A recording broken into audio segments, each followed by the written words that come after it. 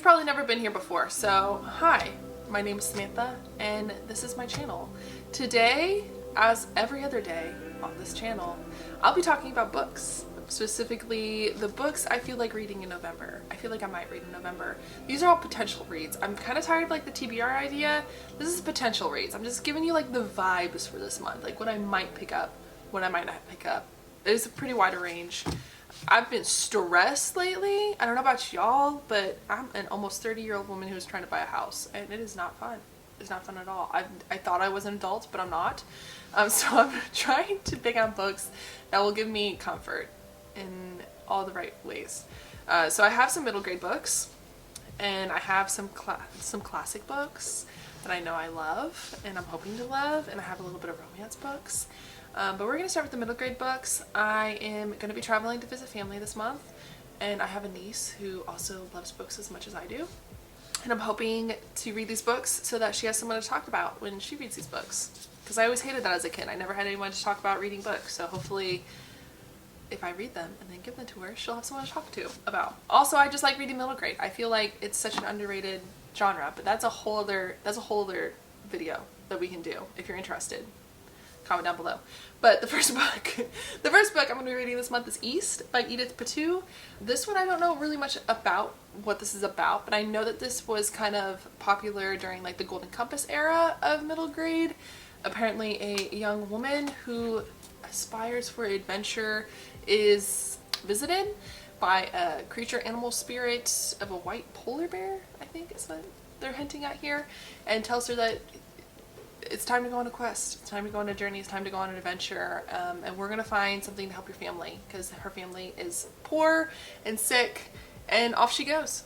I think is the general idea of what we're getting here. I think I remember seeing this book when I was a child and I never picked it up, and so I'm like, all right, let's go. It's a beautiful cover. It is a nice chunky middle grade, and I think it's on the same page as what my niece likes, so we'll start with that one. The next one is The Whiz Mob and the Grenadine Kid.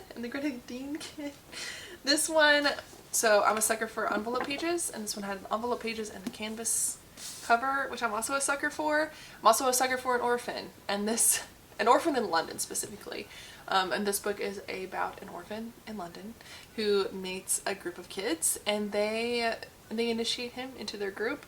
And they're basically like heists, like they pull off heists, and he joins in and they go on adventures. Shenanigans ensues. The next book, which I'm very intrigued by, is The Wing Feather Saga by Andrew Peterson. Okay, it's The Wing Feather Saga by Andrew Peterson. This book is called On the Edge of the Dark Sea of Darkness.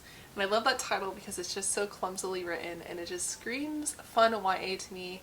This book is about three boys who get together, and they find themselves on a journey to find a jewel before bad guys find the jewel. And honestly, if that doesn't just scream simple, easy, fun YA middle grade story, I don't know what does.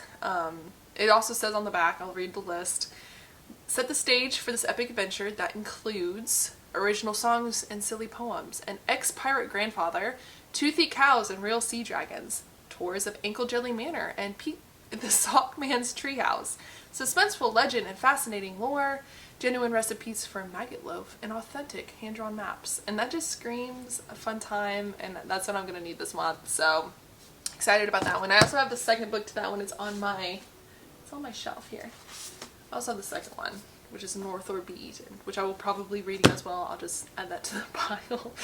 The next, okay, so that's the end of the middle grade. I might have lied, hold on. No, that's the end of the middle grade.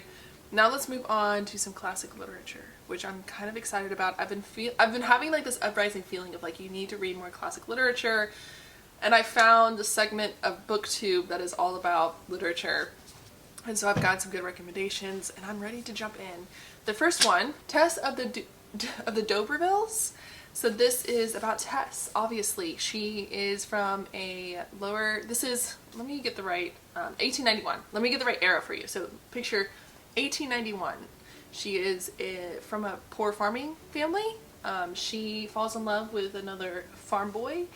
They frolic in the hay, and then she finds out she's actually related to one of the lords, Her family sends her off to this lord's castle in order to provide for her family.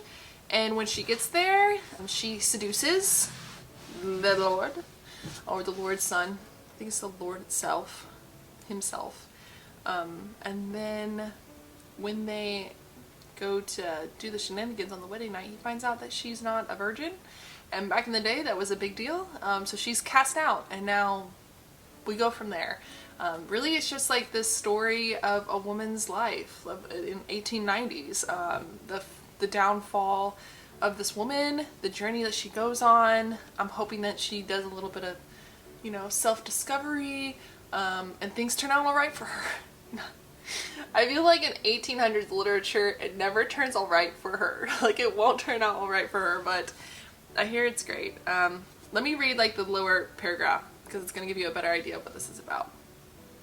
With its compassionate portrait of a young rural woman, powerful criticism of social convention, and disarming consideration of the role of destiny in human life, Tess of the Dubervilles is one of the most moving and memorable of Hardy's novels. Alright, this is what we're going with. Highly controversial because of its frank look at the sexual hypocrisy of Victorian society. I appreciate that. I'm excited about that. That's what I'm really excited about.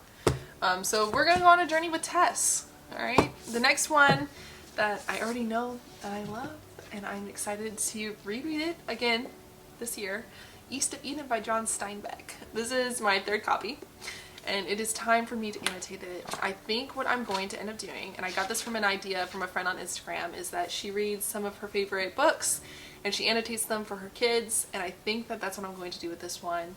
I'm going to annotate it for my son so that when he gets older he can have this book, think about his mom, think about all the fun things that I'm going to write to him in here, and I just think it's such a sweet, cute idea, and I'm excited for it. It has me looking up to rereading it. I was already excited about it, but even more excited about rereading it. This is one of my favorites. I think I might just vlog the whole experience, because this is, I don't know why, this is just one of my favorites. Okay, so there you go. And then I'm going to read A Little Life by Anya Yanagira. I should know how to say that.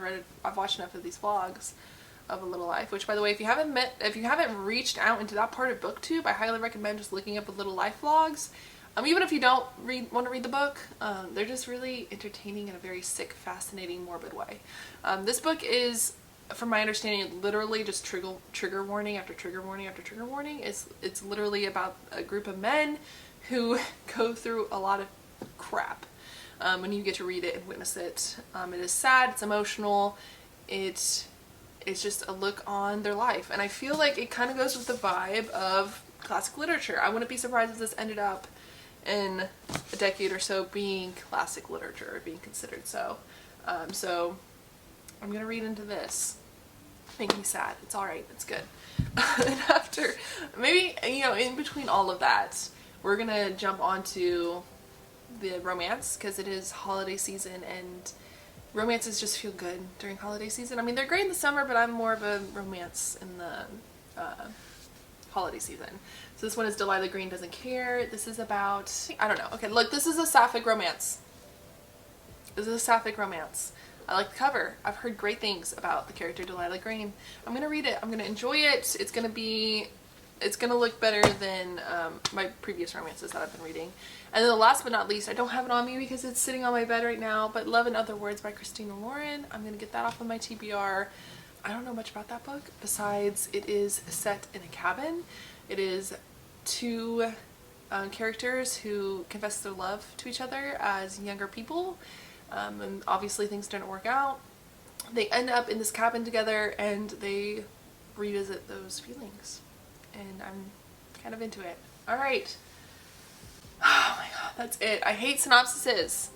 I hate them. I hate trying to redo them. So hopefully, like, between all this chaos, you kind of got an idea of what my month is going to be looking like, so that you can go ahead and subscribe and like the video, and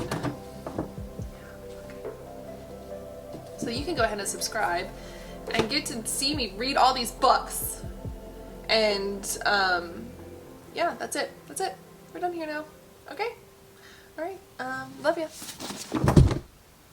Bye!